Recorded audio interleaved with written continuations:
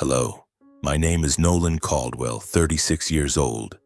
I currently live in a luxurious mansion on the outskirts of Scottsdale, Arizona, a place where large glass doors open to a view of the fiery red desert, and the golden sunlight blazes like it's scorching everything in its path. I am a senior advisor for an international real estate investment fund with an estimated net worth of over $500 million. By my side is always Katie, my 8-year-old daughter, a bright girl with shimmering blonde hair and clear blue eyes like the Arizona sky, who never fails to make me smile with joy. Hearing this, you might think my life is painted in shades of rose, filled with light and glory. But no, 4 years ago my life wasn't radiant at all. Back then I was a rejected outcast, an adopted child lost in the powerful Caldwell family, living amidst scornful remarks and contemptuous glances. In that darkness, only Katie, my precious little daughter, was the sole light guiding me, keeping me from crumbling. 4 years ago, I didn't live in wealth and power as I do now. My daughter and I were cramped in a rented apartment on the outskirts of Phoenix where the walls were stained and the ceiling fan creaked incessantly. Every night I sat by Katie's bed watching her sleep and wondering if I had the strength to give her a better life. I didn't have hundreds of millions of dollars nor a senior advisory role. I was just a single father, scraping by with odd jobs to provide for my daughter. It all began the day the Caldwell family, the family I once called home, turned their backs on me. I was adopted as a months-old infant. Edward and Margaret Caldwell, a powerful couple in Scottsdale, took me in when they had no children of their own. Edward, a real estate tycoon with eyes as sharp as knives and a voice that boomed like thunder, was the most formidable man I ever knew. Margaret, my adoptive mother, was gentle but distant, as if she were merely fulfilling an obligation to a child not of her blood. I grew up in their lavish mansion, well provided for but never pampered. I was not the hope or heir of the family, just a piece to maintain the Caldwell family's facade, an adopted child existing to complete the picture of a perfect family. When I was 5, everything changed. Edward and Margaret began having their own children: James, Clara, Victoria, and Henry. I, the adopted child, became the odd one out in the household. My siblings, though young, quickly learned to look at me with disdain. "Nolan, the picked-up kid," Clara once whispered to Victoria, her voice sharp as a blade. I tried to fit in, doing menial tasks at Edward's company, from running errands to learning how to read financial reports, hoping for a nod of approval from him. But Edward never patted my shoulder or said he was proud. I was just a shadow, silently existing in the glamorous world of the Caldwells. When I was 25, Edward arranged for me to marry Elizabeth, the daughter of Richard Harper, a major business partner of his. The marriage wasn't my choice, but part of Edward's plan to solidify business ties. Elizabeth was beautiful, with a radiant smile and sharp eyes, but I sensed the strain in every handshake. Edward gave us a separate mansion on the outskirts of Scottsdale, with a sprawling garden and windows overlooking the fiery desert. I thought it was a reward, but later I realized it was just Edward's way of keeping me under his control. Our marriage began with forced smiles, and I naively hoped I could build a real family. A year after Elizabeth and I married, we welcomed our first child, Katie. She had eyes as blue as the Arizona sky and a smile that melted away all my worries. Katie was the most precious gift heaven ever gave me. But Elizabeth, the wife I had hoped would build a home with me, began to change. She became irritable, lashing out for no reason. In the evenings, she would disappear, returning with the smell of alcohol and bloodshot eyes. I tried to talk to her, to ask what she needed, but she would scream, calling me controlling. One night, when Katie was just 5, I found Elizabeth collapsed in the living room of our mansion, next to a bottle of liquor and scattered white pills on the floor. She yelled as I tried to help her up, and then she slapped me, a hard blow that left my ears ringing. Katie stood in the corner of the room, clutching her doll, sobbing. In that moment, I knew I couldn't go on. I filed for divorce. It wasn't an easy decision, but I had to protect Katie no matter the cost. Elizabeth left without contesting custody, and I thought that was the end of the worst of a political marriage that had lasted over 7 years. But it wasn't. When Edward, my adoptive father, whom I had once respected like a real father, learned of my divorce, he saw it as betrayal and stupidity. He summoned me to his office on the top floor of the company building. I still remember that moment clearly, the heavy wooden door slamming shut behind me, the smell of leather and oak from his massive desk, the golden light casting shadows on the oversized family portrait on the wall. I stood there, my heart tightening, bracing for his wrath. Edward looked at me with cold, almost hateful eyes. His voice cut like a knife. "You dare destroy the relationship with the Harpers? Who do you think you are, Nolan? An adopted kid who dares defy me?" I tried to explain.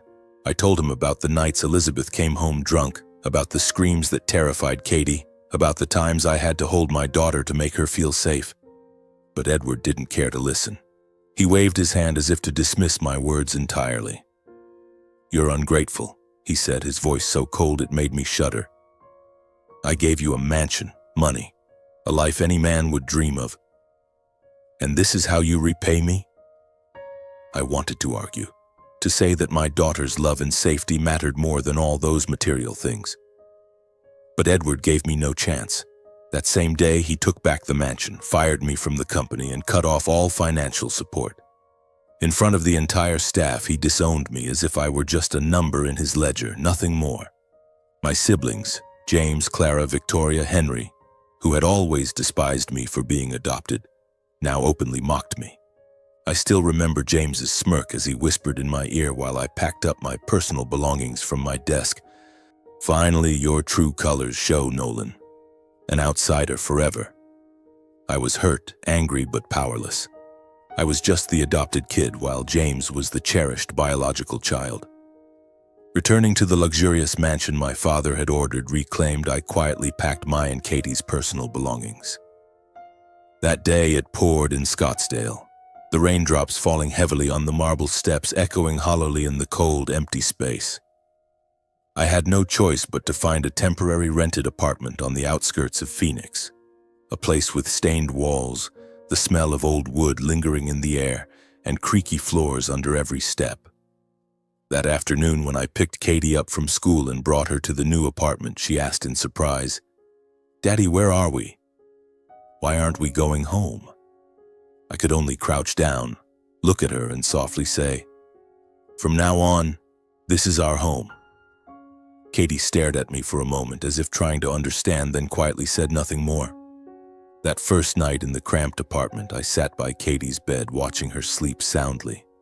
Her eyes gently closed, her small hands still clutching her favorite teddy bear. My heart was heavy, not just from losing the mansion, the job, or the status, but from the deep pain, the sting of betrayal by the man I had respected and called father. The months that followed were dark. I took on any job to provide for Katie, loading cargo, delivering packages, serving at a cafe, freelance writing, anything that could bring in a few bucks. Some nights I went hungry to save food for her. But Katie, that bright and sensitive girl, was always the faint light in the darkness. Every time she smiled, every time she hugged me and whispered, "Daddy, you're my superhero," I found a reason to keep going. Gradually, I learned to repair electronics and opened a small shop on a street corner. Customers started coming and the business slowly took off. Life wasn't easy, but it began to stabilize. Katie and I had each other, and for me, that was enough. Then one day I heard that Edward had suffered a heart attack and was hospitalized. A few senior staff members from the company with whom I had maintained contact informed me.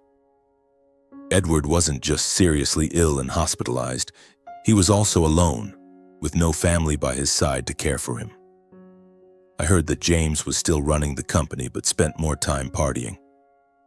Clara and Victoria were busy with extravagant trips. Henry, the youngest, was caught up in failed projects. None of them stayed at the hospital to care for Edward. They only visited briefly, asked perfunctory questions, and left. A senior executive texted me, "Edward's lonely, Nolan. He mentions you, but you know how he is. too proud to admit he was wrong. I thought about visiting and talking to him many times, but every time I stood at the hospital door, I could hear his words echoing, "You're ungrateful," like a knife stabbing my chest. I was afraid to face him, afraid to see that cold gaze again. But then Katie, that small but sensitive girl, pulled me back. One afternoon, as I was hunched over fixing a computer in the shop, Katie gently tugged at my hand, her sparkling eyes looking up at me. "Daddy, is Grandpa okay? I want to see him." I choked up looking at her, and I knew I couldn't say no. We began visiting the hospital. Each time I only dared to stand in the corner of the room, silently watching Edward, the frail, gaunt old man lying in the hospital bed, his hands thin and bony. Katie wasn't afraid. She sat by his side, telling him about school, the new cat we adopted, singing the songs she loved. Edward, the man who was once cold and powerful, smiled, and for the first time I saw his eyes soften. Once he gently held Katie's hand and whispered, "You're a lot like your dad, Katie." Very much. Those words made my heart race, but I didn't know what they meant. And so my daughter and I started a new routine. Every afternoon after picking Katie up from school, we would stop by the hospital to visit her grandfather, the man lying alone amidst the stark white walls. I never approached him, only stood quietly at a distance, my eyes fixed on his frail figure in the hospital bed. I wanted to speak, to let go of the past and mend things, but the old wounds still lingered, smoldering in my heart, keeping me from finding the courage to take that step forward. One afternoon, the doctor in charge of my father's care called me into his office. His voice was calm but solemn. "We've done everything we can, but Mr. Edward doesn't have much time left, Nolan. The family should prepare themselves." Those words hit me like a hammer to the chest, leaving me breathless. In that moment, I didn't know what I was feeling, grief, anger, or simply a cold, spreading void. Edward, my adoptive father, who had once been the center of my world, the man who had coldly disowned me, was now slipping away forever. Katie, my 8-year-old daughter, was unaware of the doctor's warning. She sat by Edward's bedside, her small hands holding his, chattering about the new cat we had at home and how it chased a ball around the apartment. "Grandpa, the kitty's name is Muffin and she's so naughty. Yesterday she knocked over Daddy's glass of water." Katie giggled, her bright blue eyes sparkling. Edward, though frail, managed a smile, a rare one I hadn't seen since he cast me out of the family. Watching Katie, I realized she was doing what I lacked the courage to do, bringing light to Edward's final days.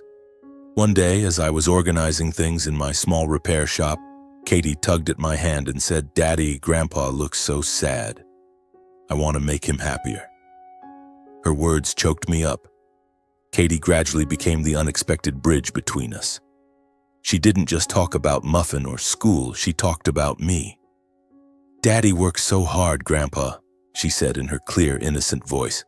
"He fixes computers for people and he always reads me bedtime stories." I stood in the corner of the room pretending to look out the window, but I was listening to every word. Edward didn't say anything, just nodded, but I noticed a change in his eyes. They were no longer cold as before. There was something softer, as if he were seeing me through Katie. One afternoon, while Katie was playing in the hospital lobby, Edward suddenly called my name. "Nolan." His voice was faint, almost a whisper. Startled, I stepped closer to his bed, my heart pounding. "Thank you, son, for being here after everything I've done," he said, his eyes locking onto mine. I didn't know how to respond, so I just nodded. "I don't want Katie to be sad," I said, my voice hoarse. Edward fell silent, his lips trembling as if trying to say something he didn't have the strength to express. In the days that followed, Edward and I began to talk, though our conversations were brief and hesitant. He asked about my shop, about how I was raising Katie. I shared, but I always kept a distance, afraid that opening up too much would leave me vulnerable to hurt again. Once Edward looked at me and said, "You've done well with Katie. She's an amazing child." His words stunned me. It was the first time I'd heard Edward praise me, even indirectly. I wanted to ask why. why he had disowned me. But I couldn't bring myself to. I was afraid the answer would shatter the fragile hope that had begun to spark within me. Katie, with her innocence and unconditional love, remained the delicate yet strong bridge between Edward and me. Each visit, she brought her scribbled drawings, proudly calling them gifts for Grandpa. Edward, despite his weakness, cherished each little drawing, carefully placing them in a small wooden box by his bedside, as if they were priceless treasures. I saw the change in him, slow but undeniable. One time, when Katie ran out to get water, Edward turned to me, his eyes glinting with an unfamiliar light. His voice trembled barely above a whisper. "Nolan, I was wrong." I stood frozen, staring into his reddened eyes, the first time I saw him reveal vulnerability and regret. I wanted to rush to him, to hug him, to say how long I'd waited for those words. But all I could do was stand there, nodding slightly, letting tears stream down my face. In that moment between two men, between father and son, I felt a small crack in the wall that had separated us, opening just enough for forgiveness and regret to slip through. But time waits for no one. One morning, a nurse called me urgently to the hospital. Edward was weakening rapidly, his breathing labored, and the doctor said he had only a few days left. I brought Katie with me, though my heart was heavy. She sat by his side, singing her favorite song, but this time Edward didn't smile. He held Katie's hand, pulled her close, and whispered something to her. I couldn't hear it, only saw Katie nod solemnly, as if entrusted with an important task. When I asked, she simply said, "Grandpa told me to keep something, but it's a secret." Edward's final days passed quietly, like the cold autumn wind carrying away any hope of words left unspoken. After the urgent call from the nurse, I was practically at the hospital from morning to night. Every afternoon after school, I picked up Katie and brought her to the hospital. And from then on, the two of us practically lived in the hospital room where Edward lay. Edward lay there, his breathing faint, his once sharp eyes now dulled, as if gazing at a distant place I could never reach.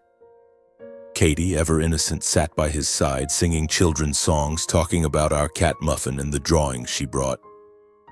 But this time, Edward no longer smiled.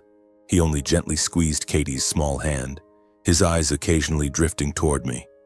A look I couldn't fully decipher, perhaps regret, perhaps just the exhaustion of a man preparing to leave this world. On the final day, I stood in the corner of the room trying to suppress a sense of helplessness. Katie, still in her favorite green dress, sat beside Edward, whispering, "Grandpa, I'll be good, I promise." I didn't hear him respond, but I saw him hand Katie a small envelope, his trembling hands barely able to hold it. "Keep it safe," he whispered, his voice so faint I had to strain to hear. Katie nodded, serious as a soldier accepting a mission, and tucked the envelope into her pocket. I wanted to ask, but Katie's eyes, both resolute and mysterious, silenced me.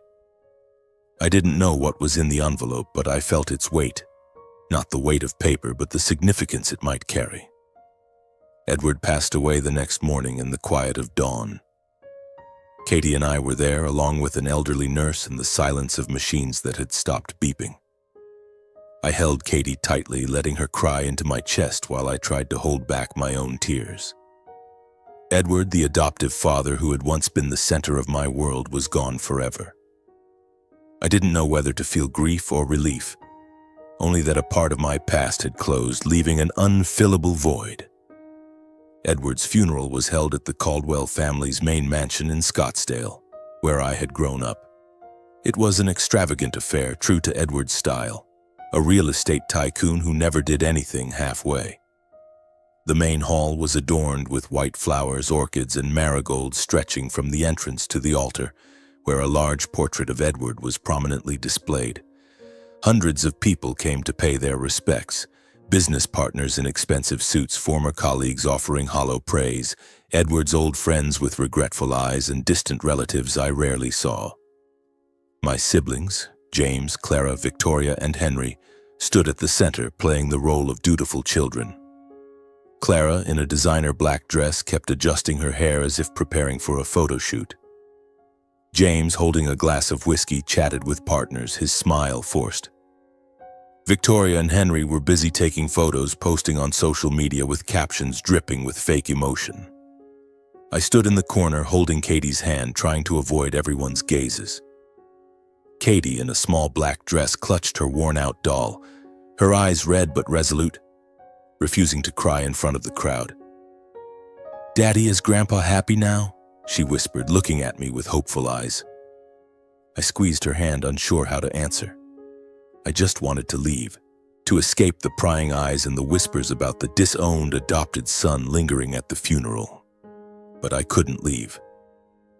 After the ceremony, as the guests gradually left the mansion, Edward's lawyer, Mr. Thompson, a tall, thin man with silver-rimmed glasses, requested that all of Edward's children stay behind. "Including you, Nolan," he said, his voice calm but firm. I felt Clara's icy stare when Mr. Thompson mentioned my name. James let out a mocking chuckle while Victoria whispered something to Henry, making them both giggle. I held Katie's hand tighter, trying to stay composed. I didn't know what was coming, but I sensed a storm approaching. We were led into the grand living room where the family portrait still hung on the wall, a painful reminder of the days I tried to belong. Mr. Thompson sat at the head of the table, a thick stack of documents in front of him. My siblings sat in a row, their eyes brimming with confidence, as if they already knew what they'd receive. Katie and I sat at the far end of the table like outsiders. Katie still held the envelope in her pocket, and I noticed her clutching it tightly as if afraid someone might take it. Mr. Thompson cleared his throat and opened the documents. "This is the last will and testament of Mr. Edward Caldwell, drafted 3 years ago," he said, his voice steady.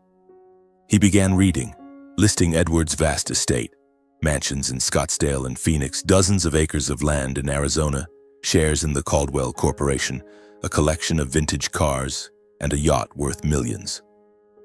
Everything was divided equally among his 4 biological children, James, Clara, Victoria, and Henry.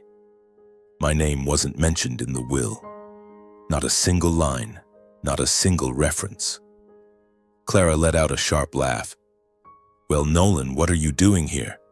Hoping for a slice of the pie?" Victoria chimed in, her tone mocking. "Maybe you thought you were still a Caldwell, but you're just a burden." James, with a contemptuous smile, added, "You're the reason Dad had a heart attack, Nolan. Don't pretend to grieve." Henry, usually quiet, spoke up. "Why don't you go back to your cheap repair shop?" Each of their words was like a knife, slicing into old wounds. I gripped Katie's hand, trying to stay calm, preparing to stand and leave. I was used to their humiliation, but I didn't want Katie to hear it. But then Katie, my little girl, stood up abruptly. "Stop it!" her voice rang out, small but firm, silencing the room. I was stunned as she pulled the envelope from her pocket, her hands trembling but her eyes blazing with determination. "Grandpa told me to give this to the lawyer," Katie said, stepping forward and placing the envelope in Mr. Thompson's hands. Clara frowned, James stopped laughing, and Victoria whispered something to Henry. My heart pounded as if the whole world was holding its breath. The light in the grand living room of the Caldwell mansion seemed to dim, as if the very air was holding its breath. Katie returned to her seat, squeezing my hand as if to encourage and comfort me. Across from me, my siblings, James, Clara, Victoria, and Henry, stared intently at Mr. Thompson, Edward's lawyer, as he slowly opened the handwritten letter from the envelope Katie had just handed him. Edward's trembling handwriting was clear on the page, but its power seemed to shake the entire room. I didn't know what was coming, but Clara's anxious glance and James's sharp exhale made my heart race. Katie, with her bright blue eyes, looked at me as if to say, "Daddy, everything will be okay." Mr. Thompson cleared his throat, adjusting his silver-rimmed glasses on his nose. "This is a handwritten will drafted by Mr. Edward Caldwell on March 15th, just days before his passing," he said, his voice calm but carrying an undeniable weight. "This will is legally binding, bearing Mr. Edward's signature and fingerprint, along with the testimony of 2 nurses at the hospital. It supersedes the previous will, drafted 3 years ago." Clara let out a dry laugh, but her eyes were filled with tension. "A handwritten will? What is this, some kind of joke? James crossed his arms, glaring at me as if I were the culprit. Victoria whispered something to Henry and they exchanged bewildered looks. I sat still, trying to maintain a calm expression, but inside a storm was brewing. Katie squeezed my hand tighter as if sensing my unease. Mr. Thompson ignored the commotion. He continued reading, his voice steady but each word striking like a hammer. I, Edward Caldwell, in full mental clarity, declare the distribution of my estate as follows. 90% of my assets, including all real estate, shares in the Caldwell Corporation, bank accounts, cars, yacht, and other properties, shall be transferred to Nolan Caldwell and his daughter, Katie Caldwell. The remaining 10% shall be divided equally among my 4 biological children, James, Clara, Victoria, and Henry. The room fell into a stunned silence, as if the world had stopped turning. I felt the blood rush to my ears, my mind reeling. 90% of the estate? For me and Katie? I looked at Mr. Thompson, then at Katie, searching for a sign that this was just a dream. But Katie, with her resolute gaze, nodded slightly as if she had known this all along. My siblings, on the other hand, erupted. "What?" Clara screamed, standing so abruptly she knocked over her chair. "This is a forgery. It's impossible." James slammed his hand on the table, his face flushed with anger.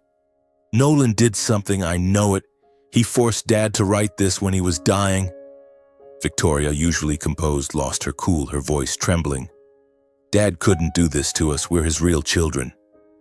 Henry, the youngest, sat silently, but his eyes were cold and calculating, as if plotting something. Mr. Thompson raised his hand, signaling for calm. "I'm not finished," he said, his voice still composed. He continued, and each word pierced my siblings' smugness like a dagger. "I leave 90% of my estate to Nolan and Katie because they have proven true loyalty and familial love. Nolan, despite my unfair treatment of him, quietly cared for me in my final days. Katie, my granddaughter, brought joy and hope that I found in no one else. I was wrong to disown Nolan, and I regret not supporting him in his times of hardship. He is the only son who truly understood the value of family." My throat tightened, tears welling up. Edward, the adoptive father who had once called me ungrateful and cast me out, had written these words.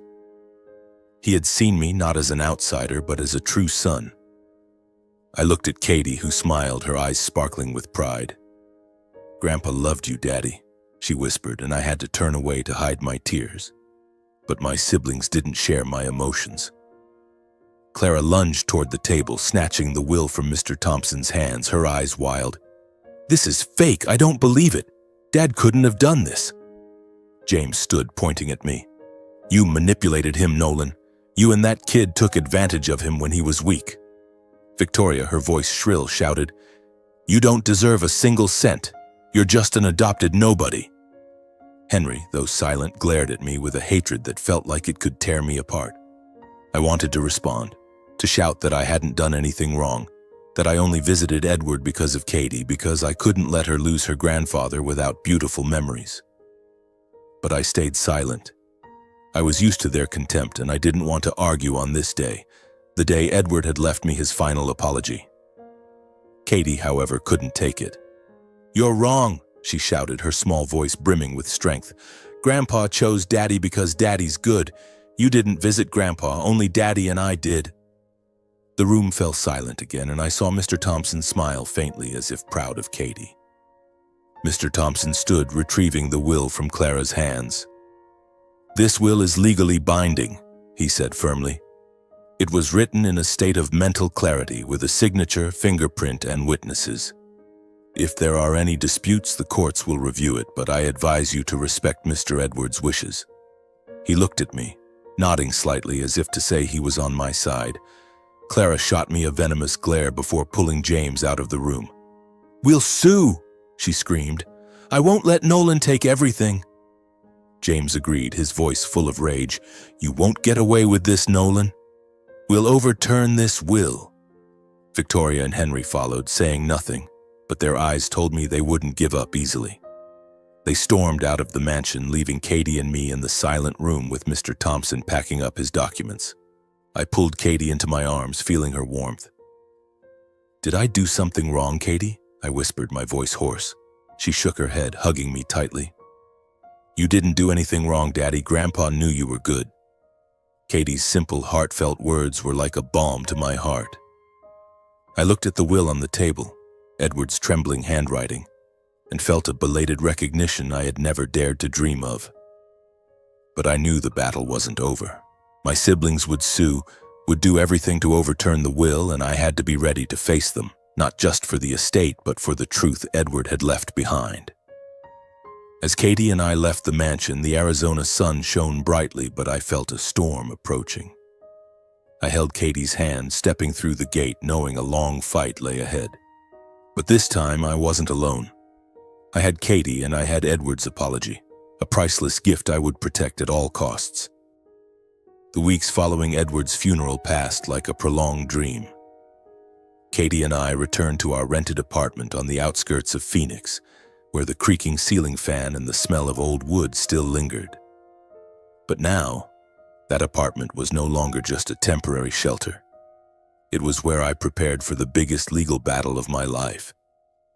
My siblings, James, Clara, Victoria, and Henry, had filed a lawsuit accusing me of manipulating Edward into writing the handwritten will, claiming it was a forgery and that I had taken advantage of his weakened state to steal the estate. Every day I received letters from their lawyers filled with threats and insults. But I wasn't afraid. Not because I was confident, but because I had Katie and Edward's apology, a belated recognition I would defend to the end. The trial was scheduled at the courthouse in downtown Phoenix, a cold granite building with long hallways and echoing footsteps. On the first day, I held Katie's hand as we walked into the courtroom, feeling the weight of dozens of eyes, lawyers, reporters, and old acquaintances of the Caldwell family. My siblings sat on the other side, dressed in expensive suits, their gazes venomous. Clara, with her perfectly styled hair, looked at me as if I were an insect. James crossed his arms, a contemptuous smirk never leaving his lips. Victoria whispered something to Henry, and they both chuckled as if certain of their victory. I squeezed Katie's hand, trying to stay calm. In her simple green dress, clutching her worn-out doll, she looked at me with resolute eyes. "Daddy, Grandpa believed in you," she whispered, and I felt a surge of strength rise within me. My lawyer, Ms. Elena Martinez, was a petite but sharp woman with unwavering eyes. She had spent weeks preparing, reviewing every detail of the handwritten will, gathering witness testimonies and building a strategy to defend Edward's wishes. Across from us was Mr. Richard Grayson, my sibling's lawyer, a tall man with a booming voice, renowned for overturning inheritance cases. "They'll do everything to paint you as an opportunist, Nolan," Elena warned me before the trial. "But we have the truth, and the truth will prevail." The trial began with Mr. Grayson's opening statement. He stood before the judge, his tone smooth but theatrical. "Your Honor, Nolan Caldwell, an adopted son, took advantage of Mr. Edward Caldwell's frail condition to coerce him into writing a fraudulent will, robbing the rightful inheritance of his biological children. Mr. Edward, in his final days, was not of sound mind to make such a decision. This was a calculated scheme, and we request that the court declare this handwritten will invalid." He turned to me, flashing a mocking smile, and I felt my blood boil. My siblings took the stand one by one. Clara, with her shrill voice, recounted how I was always the outsider, claiming I was jealous of them and schemed to seize the estate. James declared that I had brainwashed Edward in the hospital, using Katie to win his favor. Victoria, with crocodile tears, said she was heartbroken to see her father manipulated. Henry, as usual, said little, but his hateful glare spoke volumes. Each of their words was like a knife. But I sat still, holding Katie's hand, trying not to let anger overtake me. Katie, though only 8, seemed to understand everything. "They're lying, aren't they, Daddy?" she whispered, and I nodded, forcing a smile to reassure her. Elena stood, her voice calm but sharp as a blade. "Your Honor, the handwritten will of Mr. Edward Caldwell is legally valid, written in a state of full mental clarity, with his signature, fingerprint, and the testimony of 2 credible witnesses. We will prove that Mr. Edward made this decision willingly, based on the love and care Nolan and his daughter Katie showed him in his final days. She called the first witness, Susan, the nurse who cared for Edward in the hospital. Susan, a middle-aged woman with a gentle voice, recounted the times Katie and I visited Edward. "Nolan never asked for anything from Mr. Edward," she said, looking directly at the judge. "He just stood in the corner of the room letting Katie talk to her grandfather. Katie brought drawings, sang to him, and I saw Mr. Edward smile, something he rarely did with anyone else." She paused, glancing at my siblings. "I didn't see Mr. Edward's biological children there often. They'd stop by, ask a few questions, then leave." The second witness was Edward's doctor, Dr. David Patel. He confirmed that Edward was fully lucid when he wrote the will. "He was physically weak but mentally sound," Dr. Patel said. "He told me he wanted to amend his will to do the right thing for Nolan and Katie. I was present when he signed the document, along with Susan and another nurse." Elena presented further evidence, security camera footage from the hospital showing Katie and me visiting regularly, while my siblings rarely appeared. She also submitted Katie's drawings, carefully kept by Edward in a box by his bedside, as proof of his affection for us. With each piece of evidence, I saw my siblings' faces pale. Clara bit her lip, James clenched his fists, and Victoria whispered frantically to Henry, her eyes filled with panic. But Mr. Grayson didn't give up. He called a psychologist who claimed Edward might have been psychologically influenced by Katie's presence. "An 8-year-old child can easily evoke sympathy, especially in a frail elderly person," he argued. I felt my blood boil. Katie, my little girl, described as a tool of manipulation? I wanted to stand and shout at him, but Elena placed a hand on my shoulder, whispering, "Stay calm, Nolan. We're winning." The turning point came when Elena called Katie to testify. I was worried, not wanting her to face the pressure of the courtroom, but Katie was resolute. "I want to tell the truth for Grandpa," she said, her voice small but firm. Standing before the judge in her green dress and clutching her doll, Katie recounted our visits to Edward. "I sang for Grandpa and he smiled. He said he loved Daddy and wanted Daddy to be happy. He gave me the envelope and told me to keep it safe." Her voice was clear and sincere, silencing the courtroom. The judge, an older man with a stern gaze, looked at Katie with respect, and I saw his eyes glisten. After 3 tense days, the judge delivered his ruling. "The handwritten will of Mr. Edward Caldwell is legally valid," he declared, his voice resounding. "The court finds no evidence of manipulation or lack of mental clarity. Mr. Edward's wishes will be honored." Katie and I officially inherited 90% of Edward's estate, the mansions, land, shares, and everything else. My siblings, with the remaining 10%, left the courtroom in silence, their faces crestfallen. Clara shot me one last hateful glance but said nothing. James, Victoria, and Henry followed quietly, their taunts and threats gone. I hugged Katie, tears streaming down my cheeks. "We did it, Daddy," she whispered, and I nodded, unable to speak. This victory wasn't just about the estate. It was about Edward's belated recognition that I, the disowned adopted son, was his true son. As we left the courtroom, the Arizona sun shone brightly as if welcoming a new beginning. I held Katie's hand, feeling the new chapters of our lives approaching. 3 months after the trial, Katie and I stood in a quiet cemetery nestled among the low hills on the outskirts of Scottsdale. I held Katie's hand, walking slowly along the stone-paved path leading to the Caldwell family plot. Today, we were here to visit Edward's grave, my adoptive father, who had left us not only his estate but also a belated recognition, a gift more precious than any mansion or share. Katie, now 8 years old, wore her favorite green dress and held a small bouquet of white daisies, her blue eyes bright but tinged with sadness. I looked at her, my heart filled with gratitude for the little girl who had become the bridge connecting me to Edward and now to my past. Edward's grave lay under the shade of an old oak tree next to the grave of my adoptive mother, Margaret, who had passed away over a decade ago. The 2 granite headstones were simple yet dignified, their names gleaming in the sunlight. I stood before Edward's grave reading the inscription, Edward Caldwell, 1949 to 2025, devoted father, steadfast leader. My heart tightened, recalling the days he called me ungrateful. But then I remembered the final words in his will. I was wrong to disown Nolan. He is the only son who truly understood the value of family. Those words, though late, had healed a deep wound within me. Katie knelt down, placing the bouquet of white daisies on Edward's grave. "Grandpa, thank you," she whispered, her voice small but sincere. "Daddy and I promised to live well, like you wanted." I knelt beside her, resting my hand on her shoulder, feeling her warmth, the only light that had guided me through the darkest days.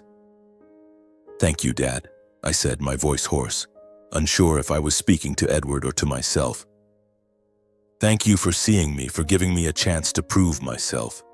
Tears rolled down my cheeks, but this time they carried no pain, only release. I glanced at Margaret's grave, the adoptive mother who was always gentle but distant. I didn't blame her, just as I no longer blamed Edward. They had given me a home, imperfect as it was, and now I had Katie, my true family.